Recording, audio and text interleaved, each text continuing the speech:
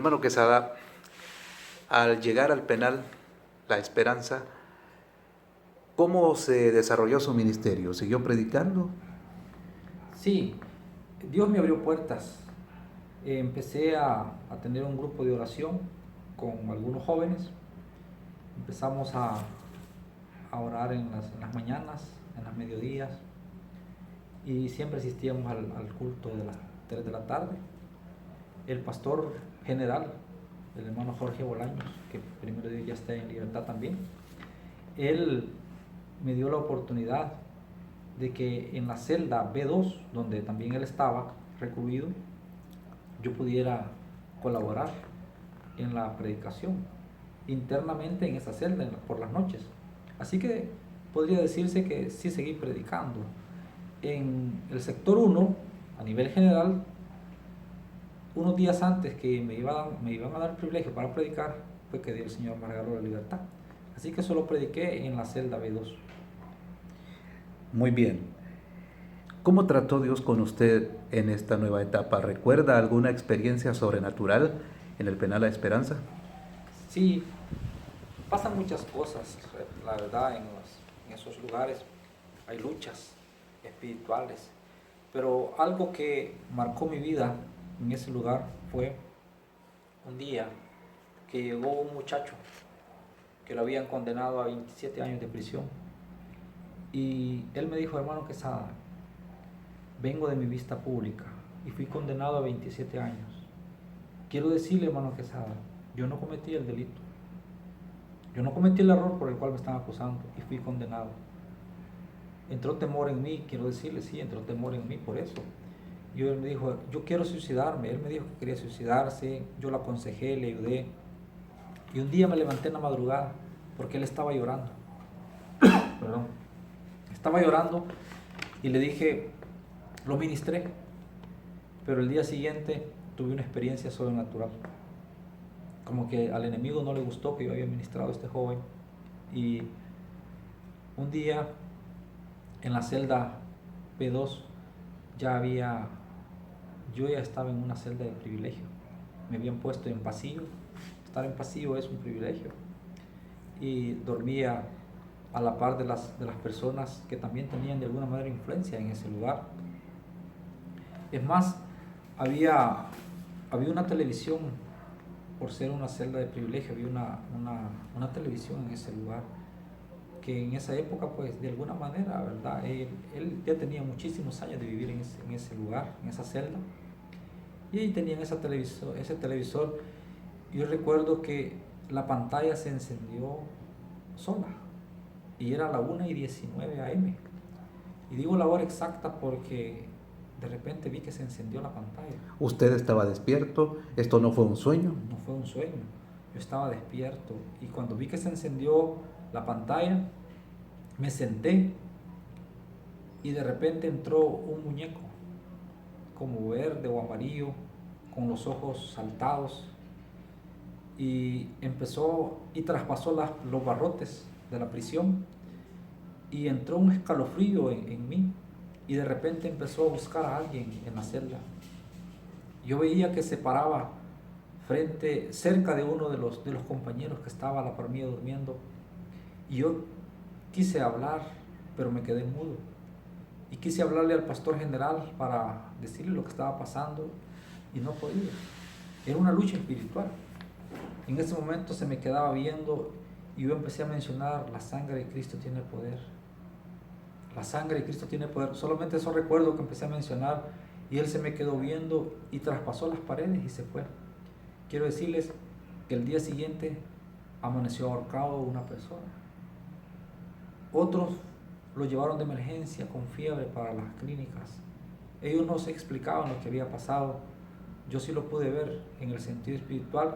Yo sabía que el espíritu de muerte, que el enemigo había llegado para que alguien se suicidara, para que alguien, pues sí, tomara una decisión incorrecta.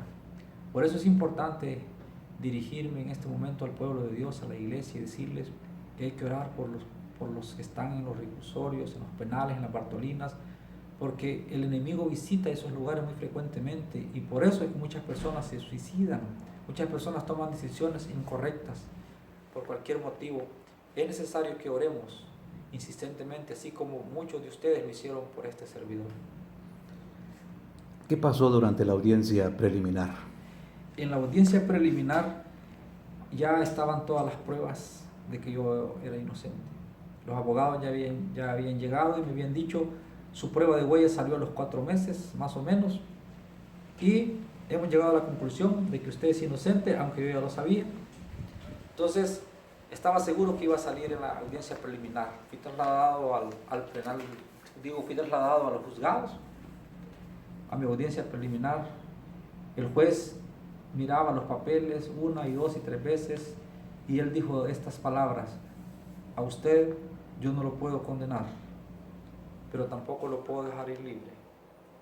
Prefiero mejor darle este caso a otro juez.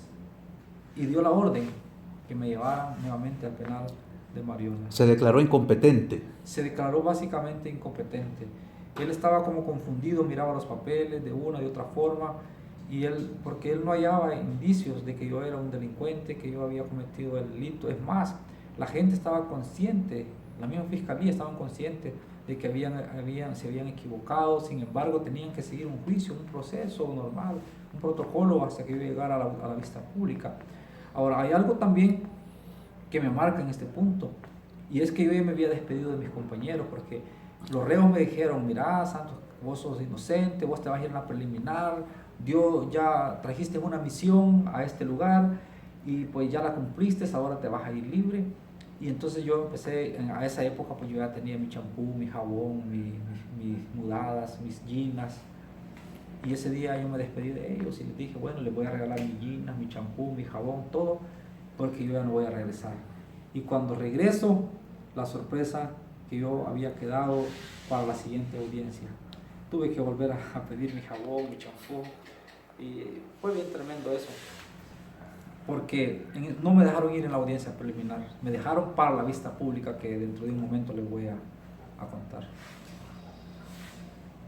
¿Qué peticiones puntuales le planteó usted al Señor o cómo abordó esta nueva circunstancia compleja? Hay cosas que yo le pedí al Señor muy puntuales. Una de ellas, que el sostenimiento económico de mi familia, que Dios se encargara. Y claro, mi esposa me lo confirmó, que todo estaba bien en la casa, pero también que me preparara una representación legal, ¿verdad? Porque Dios por algo ha dejado los abogados, los profesionales, para que de alguna manera nos representen. Y Dios preparó a estas personas, al hermano Orlando y a otras personas que Dios preparó para que me dieran una representación legal, ¿verdad? Pero también yo le dije al Señor: Señor, una de las peticiones muy puntuales es: quiero salir sobreseído definitivamente. ¿Qué significa eso? Limpio. No tener ninguna acusación. No antecedentes. No antecedentes, porque yo voy a salir fuera del país a predicar tu palabra. No quiero que me estén deteniendo en las fronteras diciendo que usted no puede salir. No quiero restricciones. Quiero ser un ciudadano libre, honrado, etc. Entonces yo no quiero ningún problema de eso. Quiero salir sobreseído definitivamente. No quiero salir firmando ni nada por el estilo. Entonces Dios me cumplió eso, salí así. También le dije al Señor que me ayudara a que mis audiencias no fueran suspendidas, porque hay muchos reos que le suspenden las audiencias.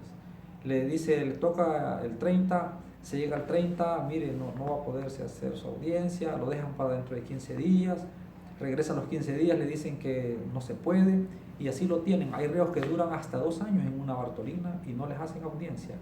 Así es en este país. Bueno, sin embargo, Dios me cumplió también eso. Todas las audiencias que estaban programadas se hicieron en el día y la hora correcta. Así que fueron peticiones bien puntuales que Dios me contestó.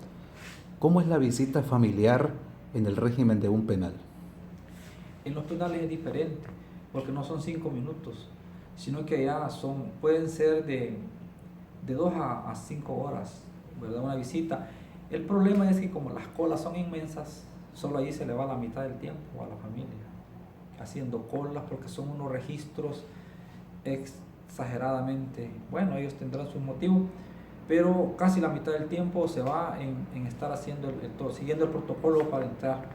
Bueno, a los reos nos sacan a un predio, ¿verdad? Uno le avisan que va a ser el día de visita y uno puede ver a su familia en un predio.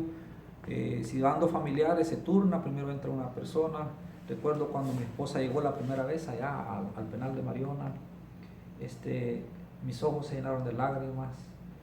El tiempo fue muy corto, pasamos como quizás 3 horas platicando, 2 horas, pero el tiempo fue muy corto. Yo no podía resistirme a llorar, al dolor, aún a pesar de cuando ella se despedía, yo sentía aquel dolor, porque ella, muy fuerte, ella nunca lloró. Cuando me fue a ver a las Bartolinas y en los penales, ella nunca lloró, pero ella después me lo expresaba, que después que llegaba a la casa o en el camino iba llorando. Ella era fuerte en ese momento por usted. Por mí lo hacía. Tenía mucho carácter y me decía, yo no puedo llorar enfrente de usted, tengo que darle palabras de ánimo, tengo que darle fuerzas. Ella iba bien ayunada, orada, ella iba bien fortalecida, pero después que salí de ahí ella lloraba y ella le preguntaba de alguna manera al Señor cuál era su plan, su propósito, aunque ella me ha escuchado muchas veces predicar y ella sabía que Dios me iba a sacar de ese lugar. Así que yo le agradezco también, ¿verdad?, a las personas que quisieron visitarme, pero no pudieron, amigos, pastores, hermanos, vecinos, pero gracias a Dios estamos aquí para contar esta historia. ¿Conoció personas que se lamentaban por haberse separado de Dios y haber ido a caer en un lugar como este? Sí, de hecho hay muchos jóvenes. Recuerdo unos jóvenes que llegaron por un robo a las Bartolinas y después a los penales, ¿verdad? Llegaron, ellos nunca habían robado. Y le dice un muchacho, ellos estaban, como ahí pasan contando sus historias, le dice, mira, ¿por qué no le robamos a aquella muchacha que vaya al celular? Pero yo nunca lo he hecho, hagámoslo, probemos. Y decide esos jueguitos, ellos robaron y en su primer robo fueron llevados a la prisión. Antes de eso, ahora, ¿por qué se lamentaban ellos de haber ido a prisión? Se lamentaban porque unos minutos antes o unas horas antes los habían invitado a una reunión cristiana. Un día le dice, mira, te invitamos a una reunión cristiana de la ELIN, vamos, Dios te quiere cambiar, Dios te quiere ayudar. Y ellos no quisieron ir, mejor fueron a molestar por ahí, y de esa forma pues ellos llegaban a la prisión y se lamentaban, mira, pero si yo le hubiera hecho caso al hermano, a la hermana, o al pastor, o a mi mamá que me invitaba a la iglesia, que fuéramos a la reunión familiar, que fuéramos aquí, allá. Ellos se lamentaban, pero lamentablemente era tarde, ellos estaban ya en un proceso de juicio igual que todos. Muy bien, acompáñenos a la entrega final de esta apasionante entrevista.